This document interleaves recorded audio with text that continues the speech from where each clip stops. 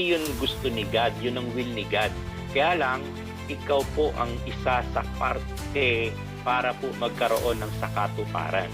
Kasi ang pananampalataya, Mentor Elmer, nag-uumpisa sa pakikinig. Tama? Tama.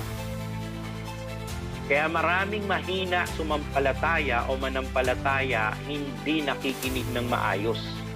Ano po? Kaya para po tumibay kayo sa Yes to Healthy Life, makinig po kayong maayos para po yung inyong pananampalataya ay tumatag, lumakas, para matupad po o maipangyari po yung kagustuhan na kayo po ay makaahon, malayo sa kahirapan, hindi madamay ang inyong mga mahal na anak, bagkos maipamuhay nila kasama nyo ang magandang buhay na nilaan sa inyo, nilaan sa atin ng Panginoon.